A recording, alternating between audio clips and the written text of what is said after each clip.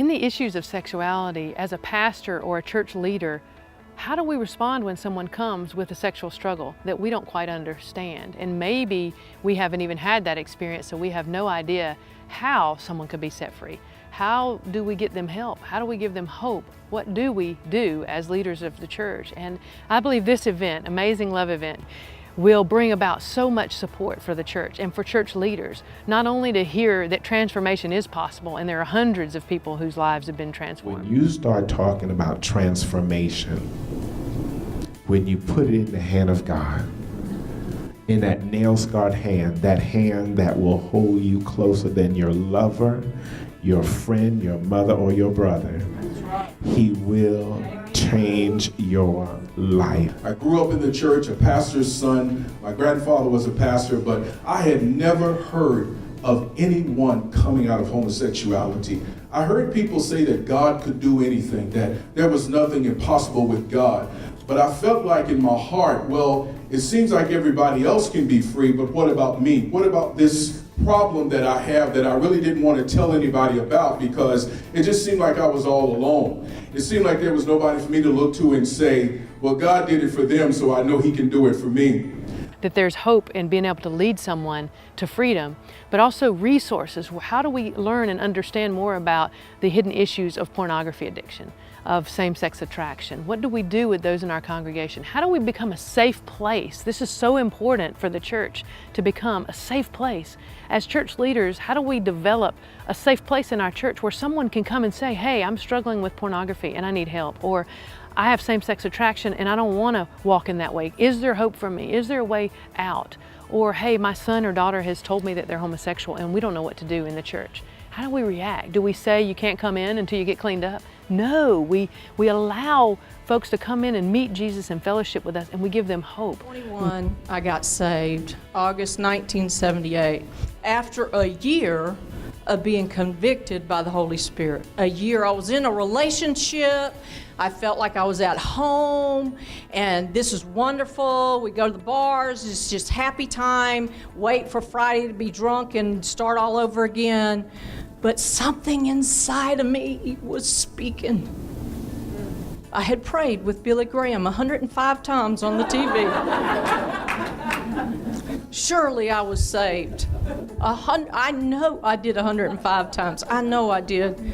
But one night, with my lover in bed, I knelt down and I cried out because there was something not right in me. And that just burned inside of me. I couldn't understand it. And I prayed for like 6 hours till past the sun was up. And I said, God, I went to church when I was little, all the way to 17. I know about Jesus. I know Noah and the ark. I know those stories. But there's something, I must be dumb. I must be stupid. I need it right here in my face, God. Not 2 hours later, associate pastor from Victory Baptist Church knocked on my door. And we still believe that Jesus is transforming lives, but most especially in the areas of sexuality, homosexuality, transgender, other issues of sexuality. There's such a need for the church and people to hear the voice of truth that Jesus is transforming lives.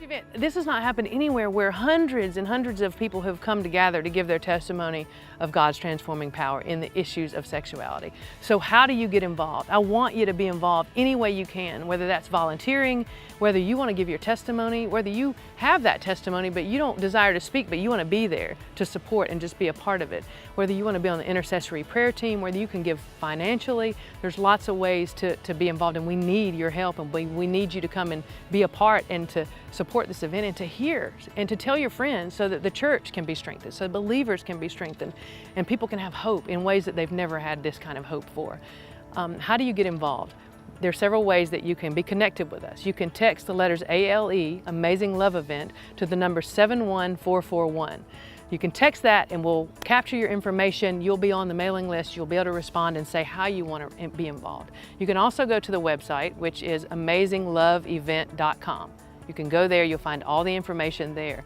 Yeah, another way you can help us is to tell your church leaders. Take this information. You can print off the flyer, take it to people that you know that may want to be interested and may want to be a part. Have your church become interested. Spread the word that this event's happening, and let's gather the people together, because this will be an event you don't want to miss.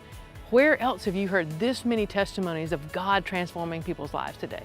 Most people only maybe know even one person whose life has been changed from one of past homosexuality to a life of freedom, from a past of bondage to pornography to a life of freedom. Where do we hear that? This is where we're going to hear it, and it's going to be broadcast all over the world. What a great day, and we hope you can come and be with us.